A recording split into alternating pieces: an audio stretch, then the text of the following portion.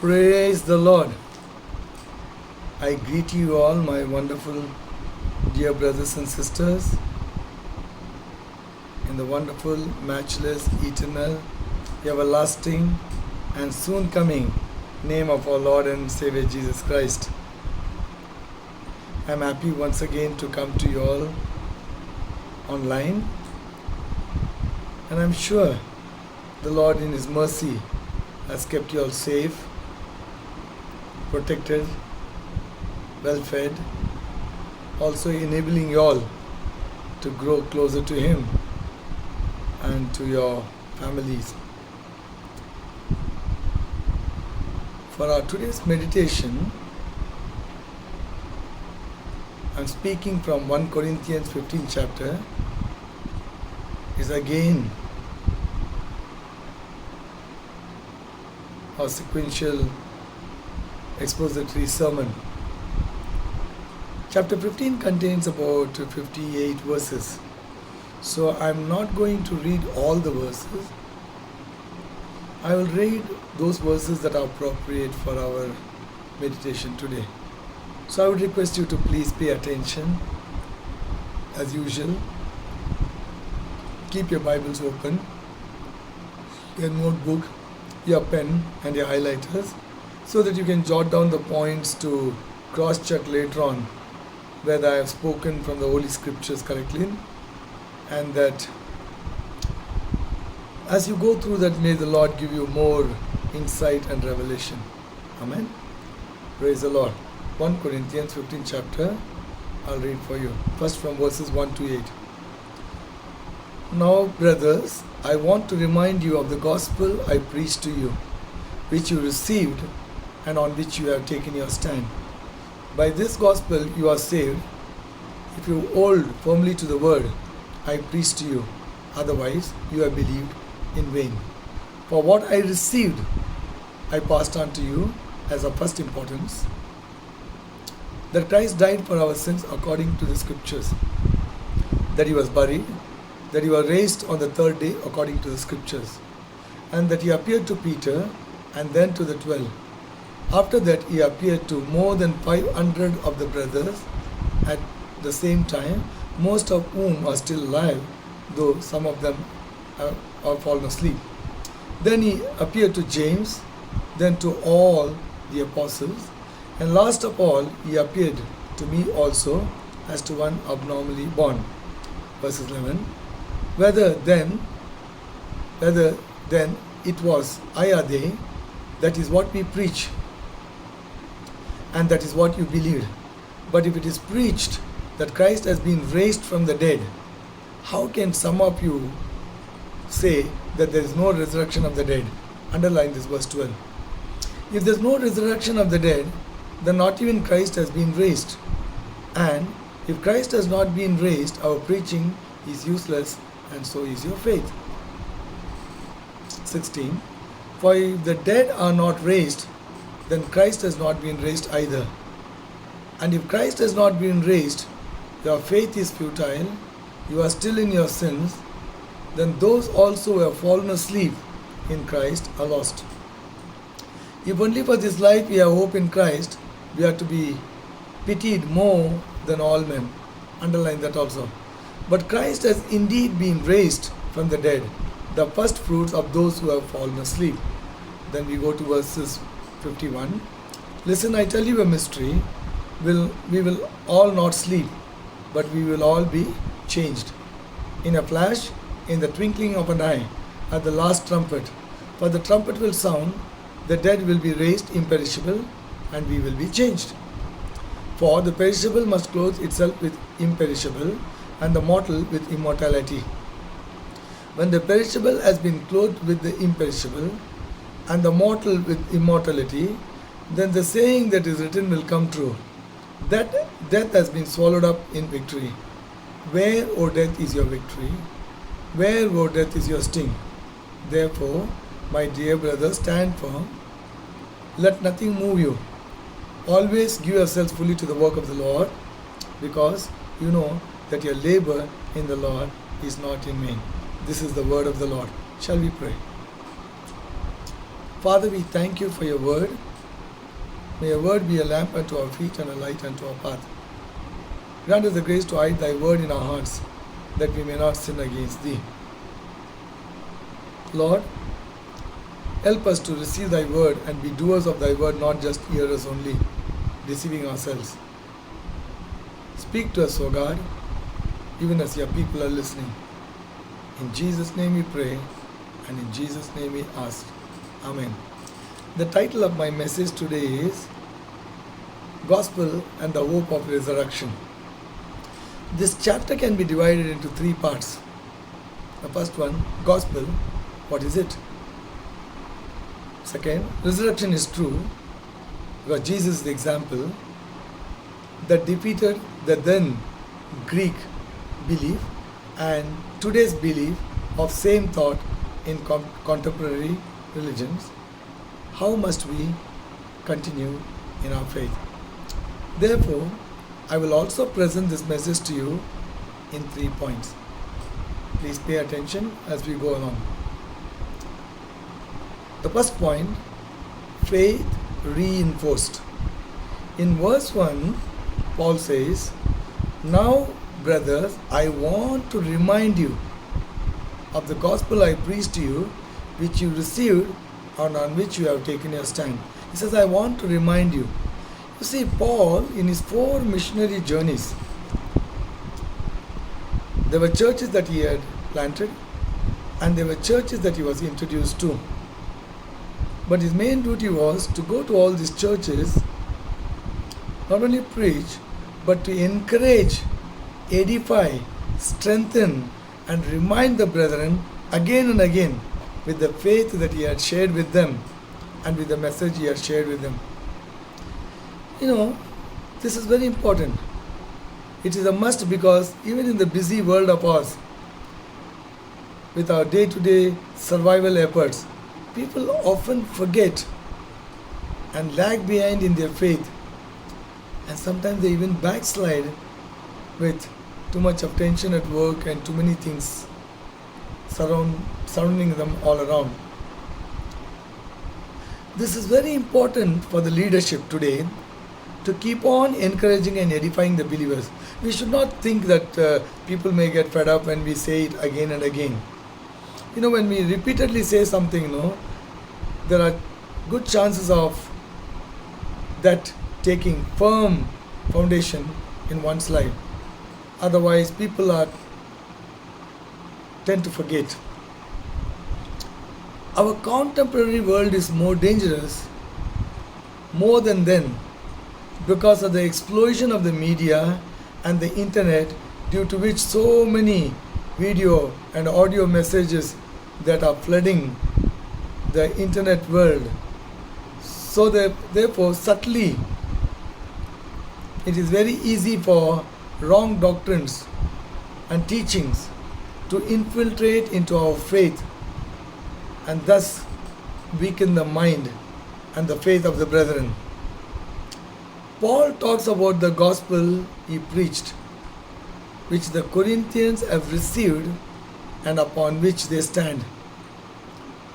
So the question is, what is the gospel? If I ask that question to you unhesitatingly,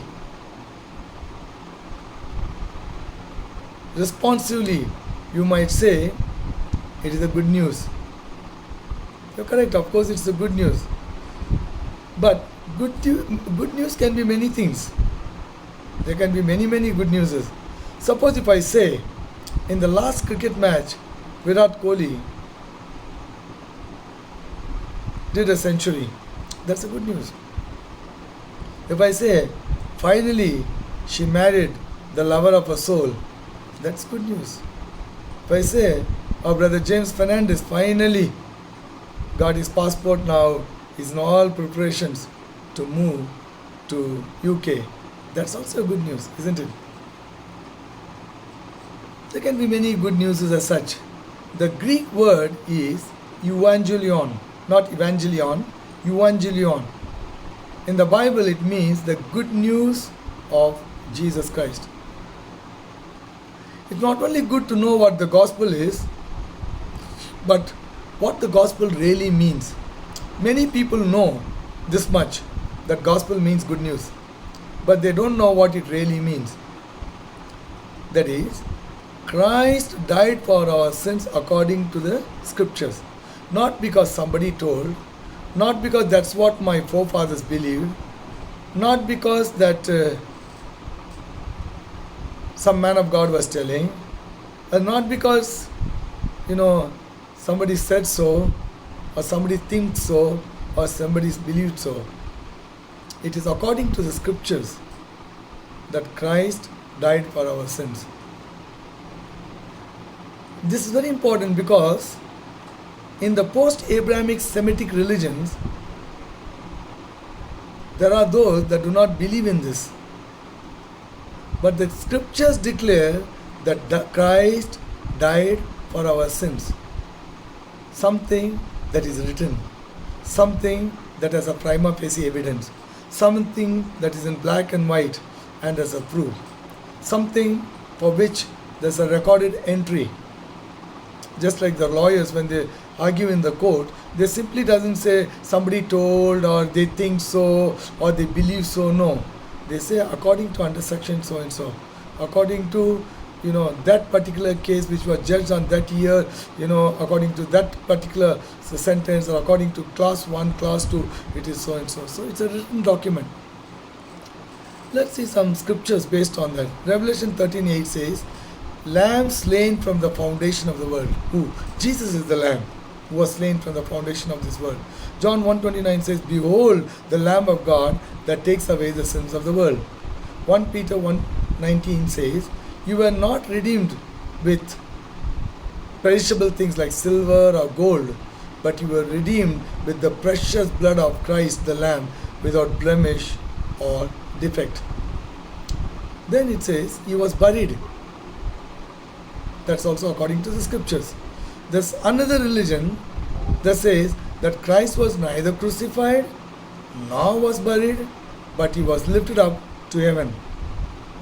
Isaiah 53:9 says, He was assigned a grave with the wicked and with the rich in his death, though he had done no violence, nor was any deceit found in his mouth. So that's a recorded entry. Then according to the scriptures, Paul says, He rose again the third day, according to the scriptures. He is not here, He is risen.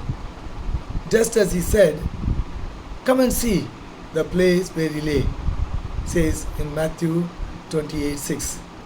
Mark 16:6 says, Don't be alarmed, He said. You are looking for Jesus of Nazareth, who was crucified. He has risen. He is not here. See the place where they laid Him. So Paul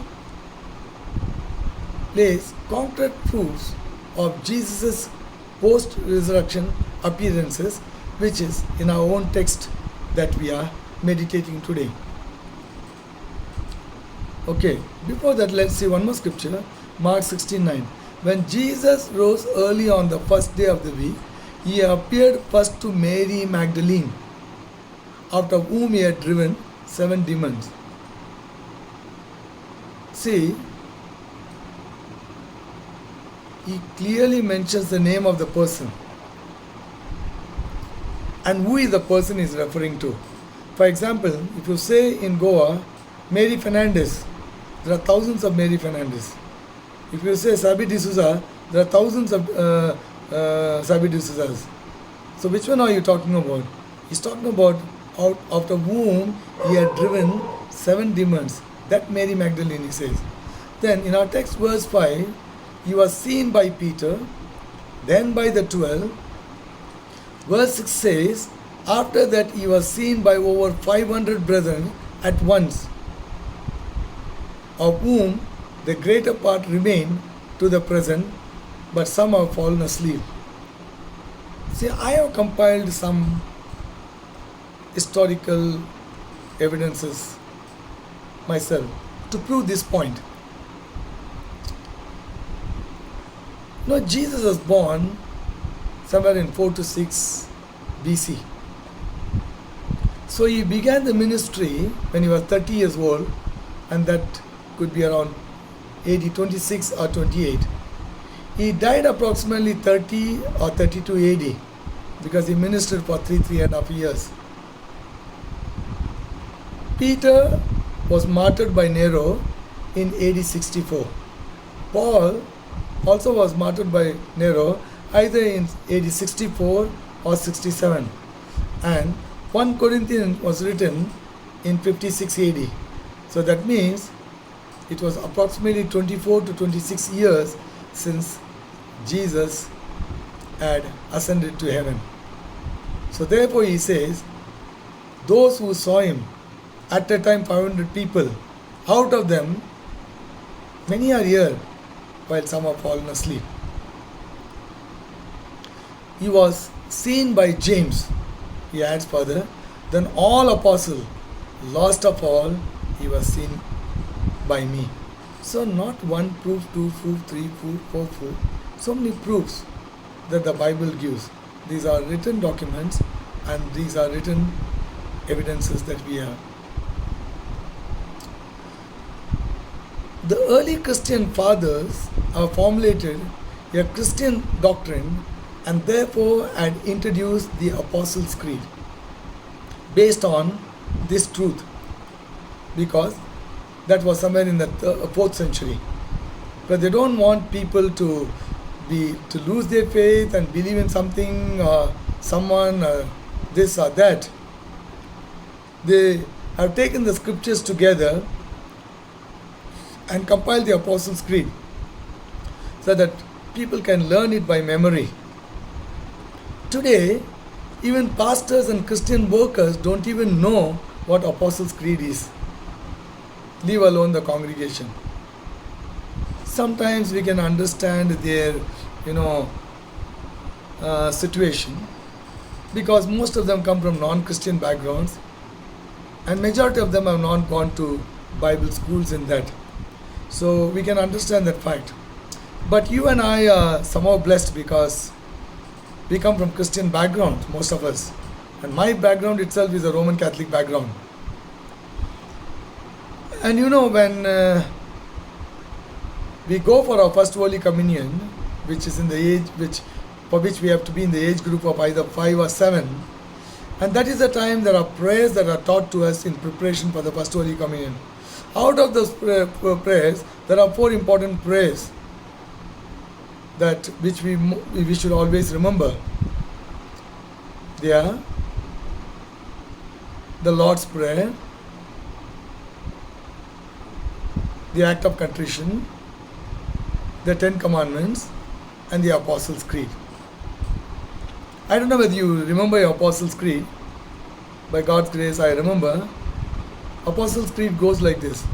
I believe in God the Father Almighty, the creator of heaven and earth. I believe in Jesus Christ, his only begotten Son, our Lord, who was conceived by the Holy Spirit and born of the Virgin, suffered under Pontius Pilate, was died and was buried. He descended into hell, and on the 3rd day he rose again, and he ascended into heaven, and is coming again to judge the living and the dead. I believe in the Holy Spirit. I believe in the Holy Catholic Church. I believe in the communion of the saints, the forgiveness of sins, and the resurrection of body, and the life everlasting.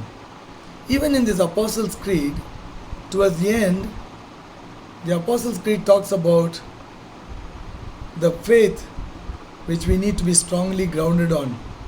And let me briefly tell you that. It says, I believe in the Holy Spirit, the 3rd person of the Trinity. Today people are disputing about the Holy Spirit. Some say it instead of he is a person and is the 3rd person of the Trinity, is God. And then he says, I believe in the Holy Catholic Church. It does not mean their Catholic Church, the Roman Catholic Church. There the word Catholic means universal. According to 1 Corinthians 12:13, haven't we all baptized by one Spirit into one body, and whether we are Jews or Gentiles, whether we are bond or free, and haven't we all been given from one spirit to drink, it says. Then it says the communion of saints, which means regular church going. There has to be regular church attendance. Then it says the forgiveness of sins. That means we believe in the forgiveness of sins. And we believe in the resurrection of the body, not just soul or spirit, and life everlasting. Amen. This is something we need to constantly and continually believe and live for.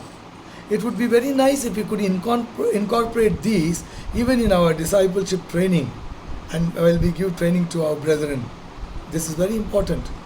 Okay? You must remember the apostles' faith, what our faith is based on, what our faith is grounded. When somebody comes and says something and then tell you you don't know what you believe, you don't know what you followed, you don't know what you know and what you have, and then you get confused and you're running running like a headless chicken, makes no difference. And it is actually a poor image that we are carving in front of the world. That's a very bad testimony in the midst of the people. The second point is faith in resurrection. Verse 12 says, now if Christ is preached that he has been raised from the dead, how do some among you say that there is no resurrection of the dead? Underline that. Because why suddenly resurrection is being rubbished, or why suddenly resurrection is being attacked? And that we are looking in the book of Corinthians. Therefore, we need to see the background of the book of Corinthians, which I told you we may have to refer it again and again, because those that were not there for our earlier message, or maybe you tend to forget because you sometimes listen to the message only once and then you forget. So it's good to keep going over it again and again, to keep grounding the points into our hearts and in our minds. Corinth was a thriving city because of its strategic locations and seaports. Therefore, different backgrounds of people could have migrated there because it was a city of fortune. It was a pagan religious city with sexual rituals, therefore idolatrous and sexually promiscuous. Because of this lifestyle, it was also a city of vice with immoral licentiousness. Corinthian church had emerged out of this kind of a pagan culture. Because of this kind of background, there are divisions among themselves, there are lawsuits, always for anything and everything. They were taking the people to courts. They had immorality and questionable practices. They were abusing the Lord's table, though they had extraordinary spiritual gifts, but it seems to be that they were totally in love, which we saw in the earlier points, that lawsuits and this, that and all. Due to these multiple issues, Paul was disturbed by reports that came from the household of Chloe concerning the quarrels in the church at Corinth, which we read from chapter verse 111. To address this problem, a delegation of 3 men was sent to Paul while he was in Ephesus at that time. That we see in chapter 16 verse 17. They apparently came with a written letter because they want to take in return something in writing. It's always good to follow that practice because we have something written and something we have for evidence. Otherwise, anything verbal could be lost. Resurrection of the dead is one of the issues that is being slowly attacked in the Corinthian church. Therefore, here Paul is focusing upon the resurrection and its implications. See, right from the beginning, when formal gatherings for fellowships began and spread, obviously at least there were 2 groups of people. At that time there were the Jews and the Greeks. The Greeks were often referred as Gentiles.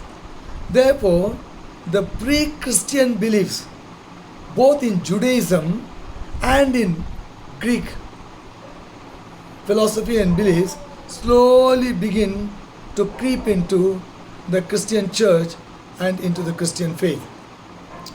For the Old Testament teaching, at death the spirit of the departed went to Sheol, a place of darkness. This word is also translated as Hades in the Greek Septuagint. Sheol is a grey, under the earth place where departed souls lived without strength, without light, a grim, shadowy life without God and man. And we know, according to the Jews, there was one sect among them called the Sadducees.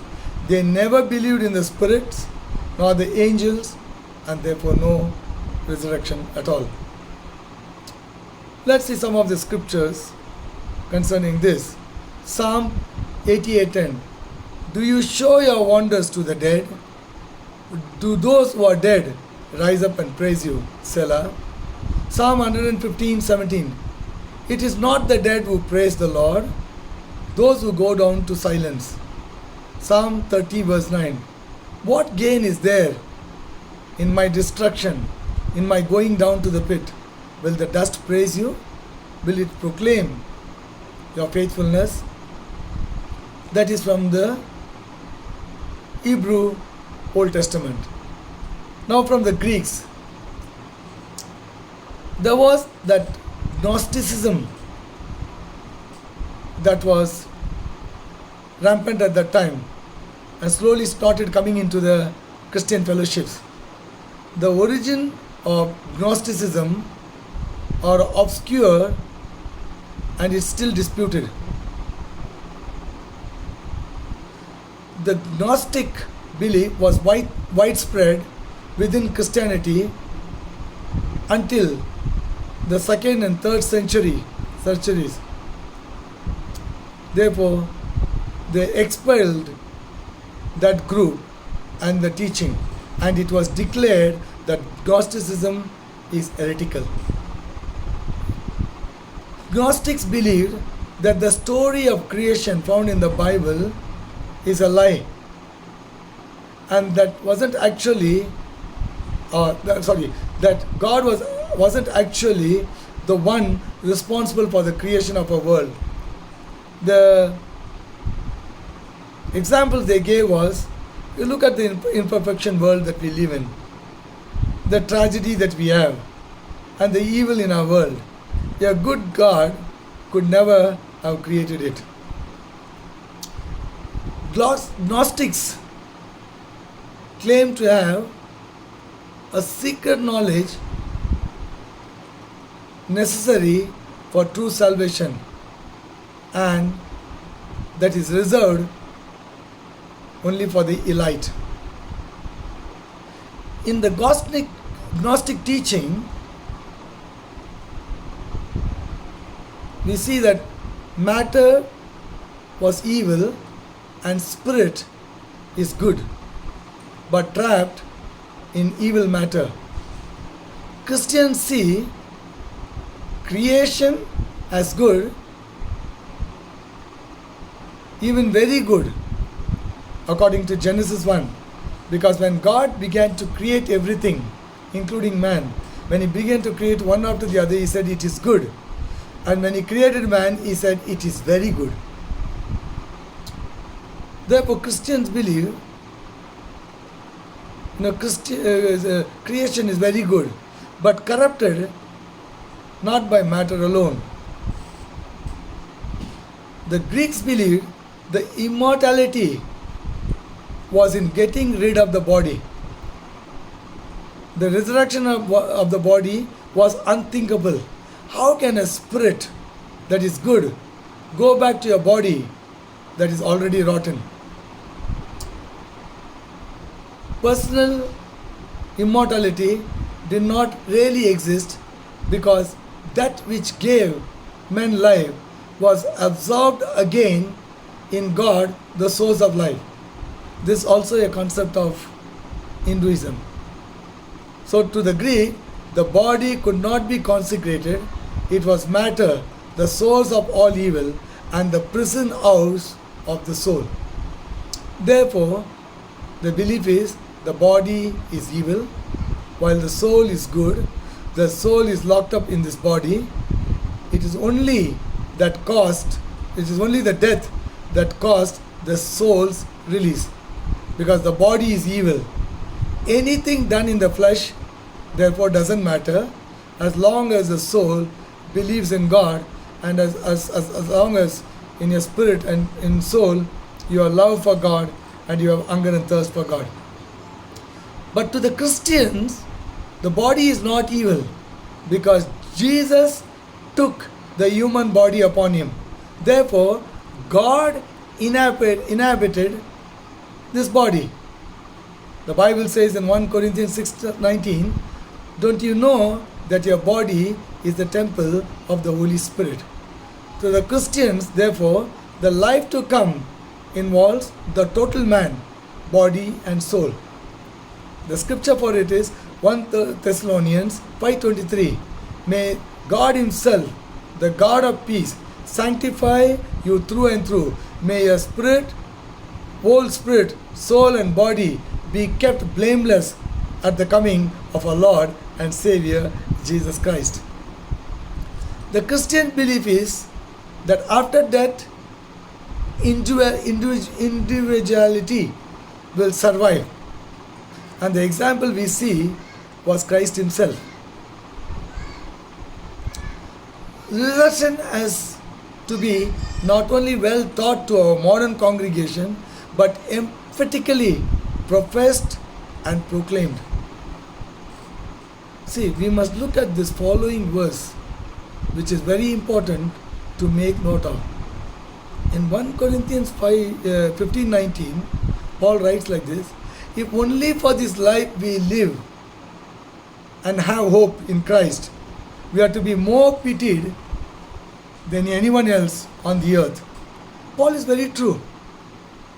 It was not something that was prevalent at that time. It is very, very much prevalent even now. And obviously, in fact, that is what many are living for.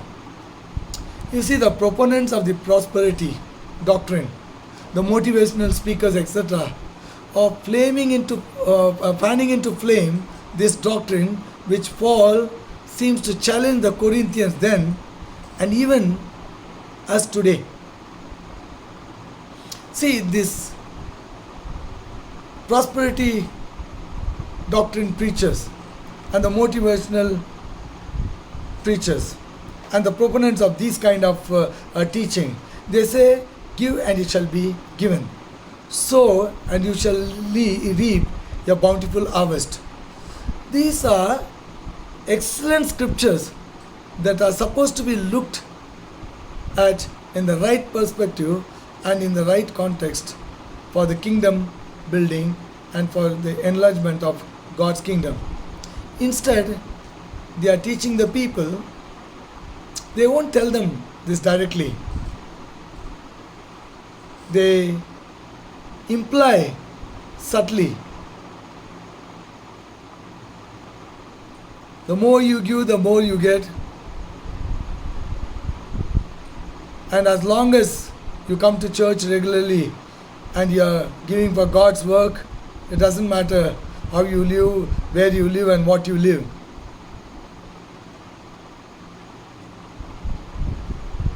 There are a lot of things that are happening and very comfortably accepted in modern Christianity. And they say preachers begin to address it based on the word of God. The churches might turn out to be empty tomorrow. See, instead what they are teaching, the more you give, the more you get.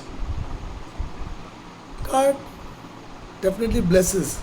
But they don't teach about holiness, righteous living, witnessing life, preaching the gospel, and also suffering for Christ. Today, some of these faith healers say, if you are not healed, then there may be something wrong with you. If you are poor, I'm sure you must be in some curse. Yes, according to the Bible, poverty is a curse. But sometimes God makes it little difficult for us so that we are trained and tuned under all circumstances and under all situations. So therefore we must see whether it's repeatedly happening in our family to attribute it to curse, or it is God that allows us to go through that to test the genuineness of our faith, or it's because of our foolishness we are in poverty.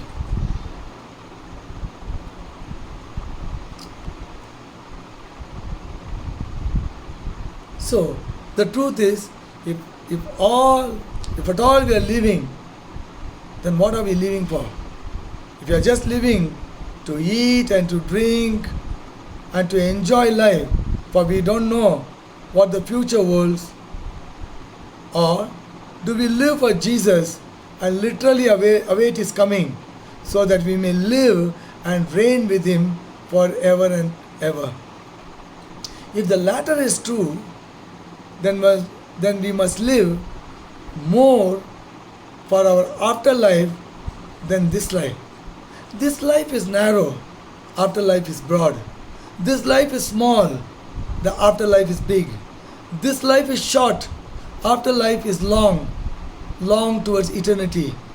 This life doesn't much promise you good prospects because we live in a fallen world. But the afterlife indeed does. Now we go to the third point. Before we go there, let me give an illustration. This illustration is very good to look where our faith stands. John G. Paton, a 19th century missionary to the South Seas, met opposition to leaving his home in Scotland and going to preach to the cannibalistic people in the New Hebrides Islands. A well-meaning and a respectable Christian church member mourned to him. The cannibals, you will be eaten by the cannibals. This is what he mourned to him. Without hesitation, Paton replied, I confess to you that if I can live and serve and die serving the Lord Jesus Christ, it makes me no difference whether my body is eaten by the cannibals or by worms. For in that great day of resurrection, my body will rise as fair as yours in the likeness and in the image of my Redeemer. This is the kind of a life and testimony we are called for, not otherwise. Are we being able to say that? Tomorrow if somebody tells you are going there, be careful, the people are dangerous, then I might really start praying and fasting, and sometimes I might even conclude maybe God doesn't want me to go. That's why He must have spoken to those brethren who said, be careful, it is dangerous. So we might abort out of our list that mission trip. Third point, faith relentless. For that I have taken verse 58. Therefore, my dear brothers, stand firm. Let nothing move you. Always give yourselves fully to the work of the Lord, because you know that your labor in the Lord is not in vain. This is Paul's encouragement then and now to the body of Christ. That time he spoke personally and through the letter to the Corinthians. Now we have the same written letter, and though he is dead, he is still speaking to us. He says, stand firm, let nothing move you. Our faith has to be well grounded in the Word of God. Our faith has to be on the solid rock, based upon the foundation of the apostles and the prophets, with Jesus Christ Himself being the cornerstone. If that is the truth, then only we can boldly and confidently confess Romans 8:35 to 39. Who shall separate us from the love of Christ? Shall trouble or hardships, or persecution, or famine, or nakedness, or danger, or sword? No, in all these things we are more than conquerors through him who loved us. For I am convinced that neither death nor life, neither angels nor demons, neither the present nor the future, nor any powers, neither height nor depth, nor anything else in all creation will be able to separate us from the love of God that is in Christ Jesus our Lord. Then Paul says, always give yourself to the work of the Lord. Underline that word always. Always. Not sometime, not most of the time, not a few times, but always give yourself to the work of the Lord. Nowadays, do what you want to do. That's what the modern preachers say. As long as you come to your church, as long as you are giving for God's work, that's enough. They don't care what you are doing and how you are living. They are busy. Sometimes they may not get you. And even if you call you, you don't answer the call. Then you don't see, then later on when you see the missed call, oh, pastor called and I missed, let me call back. You don't do that. You very conveniently also forget. What do we do as our work for the Lord? Some believers don't even go to church, but working more time, overtime, and extra overtime. Some don't go to church for various reasons, but at least they pray and they read the Bible. Maybe sometimes share their faith also. Some faithfully go to the church and give for the Lord's work. That's all. They neither read the Bible, they neither live for Christ, nor neither they pray. We must always give ourselves to the work of the Lord. Doesn't matter who you are, whether you're a pregnant woman, whether you're a man or woman, whether you're a single woman or single man, I'm talking about unmarried, whether you're old or young, whether you're youth or whether you're in the school or high school, it doesn't matter. This is the scriptural command which must be strictly followed. Why? Knowing that your labor in the Lord shall not be in vain. My dear brothers and sisters, God is no man's debtor. He will provide for you and take care of you. Matthew 6:26 to 28 says, look at the birds of the air. They neither sow nor reap nor store in the barns, and yet your heavenly Father feeds them. Aren't you not more valuable than they? And why do you worry about clothes? See how the lilies of the field grow. They do not spin, they do not labor or spin. Yet I tell you that not even Solomon in all his splendor was dressed like one of these. If that is how God clothes the grass of the field, which is there that appears in the morning, by evening is either scorched up in the sun or it's burnt in the fire, will he not much more clothe you, O you of little faith? The conclusion: we must know the gospel and what it means. We must believe in the resurrection because it is central to our faith. We are all waiting, believed, and living for the return of the Lord, so that we have eternal life and afterlife and live there thereafter. We must be vehement proponent of the gospel. Now for our application. Having heard this message, what will you say? Will you make it a point to know the gospel and what it means? Will you take pain to know what is the gospel and what it means? Will you say, or will you make it a point to know the Apostles' Creed, at least to memorize it, so that you know what it means and what to say to others and how to encourage, edify and build up others, especially those that are weak in faith and especially to the new believers. Having believed in resurrection, Will you not only talk about it, but also live for it? Living a holy life, righteous life, prayerful life, faithful life, just waiting, counting days for the coming of the Lord? Will you always abound in the work of the Lord?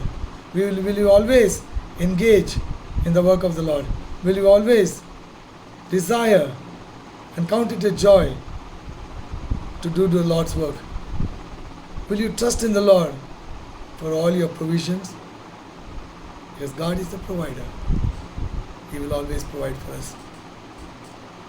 May God's word in the hearing of God's people be a blessing. And may you who heard this be able to bear fruit 30-fold, 60-fold and 100-fold. Now before I pray for you all, if there's anyone here who has joined to listen to this message or watch this video with your near and dear ones, and if you do not know Christ, not that you are born in a Christian family, you don't become a Christian by being in a Christian family, by being born in a Christian family. The word Christian itself means Christ in. Unless you are not born again, which means unless you are not trusted in the Lord Jesus Christ as your personal Lord and Savior, which means you are not born again and you don't have eternal life. But if you say, I want to be born again, I want to give my life to Jesus Christ, I want to be the one, not just living for this world to eat and drink and enjoy and finish it off and finish. I don't know what is tomorrow, but to live to inherit eternal life, to be with the Lord forever, ever and ever. If you want to be born again and give your life, please say this prayer with me, loudly and clearly. It's not compulsion, it's not any force. If you want to do it, it's your voluntary choice. Please say the prayer with me. Father, I thank you because you loved me so much and gave your Son, Jesus Christ, for me to die on the cross of Calvary. While he died for the sin of the whole world, he died for my sins. Father, please forgive all my sins, cleanse my heart and wash my sin away. Lord Jesus, you were willing to die for me, and you died for me on the cross of Calvary. Lord, I open my heart to you. Come into my heart to be my Lord, my Savior, my God, my King, my Master, my everything and my all. From this day, I want to live for you. How to live for you is in the Bible. I will read the Bible and live for you. And I'll pray to communicate with you. Thank you, Father, for making me a child. In Jesus' name we pray, and in Jesus' name we ask. Amen. Now, for those of you who are going through one kind of difficulty or the other, either you have any infirmity, any sickness, any disease, any kind of trouble, any kind of sin that it's very difficult for you to come out from, or going from one difficulty or the other because of your barrenness, or because of your miscarriages, because of your alcoholic husband, because of your children who are in drugs or any situation, or because of your divorce, let me pray for you. Father, in Jesus' name, I thank you for you are in our midst, and you are a prayer answering God, and you are a good God. In the name of Jesus Christ of Nazareth, I command every infirmity, every sickness, every disease to be gone out of those bodies in Jesus' name. I command you to leave them right now in Jesus' name. I speak healing right from the crown of your head to the sole of your feet. Receive a healing and be healed. Father, I pray those that are barren, they may become fruitful in Jesus' name. For those that are having miscarriages, Father, I pray that there won't be another miscarriage in Jesus' name. Lord, I pray, oh God, those that are contemplating suicide or going through divorce or already divorced or in the process of divorce, Father, I pray that you will have mercy upon them. Father, I pray that the Spirit of the Lord will speak to them and their decisions will change and they will receive a miracle and they will be your children, living for you, testifying for your glory and declaring your praises. Thank you, Lord, for hearing our prayers. In Jesus' name we pray and in Jesus' name we ask. Amen. Now the benediction. Now the God of peace that brought again from the dead our Lord Jesus, the great shepherd of the sheep, through the blood of the everlasting covenant, make you perfect in every good work, to do His will, working in you that which is well pleasing in His sight, through Jesus Christ, to whom be glory forever and ever. Amen and amen. God bless you all.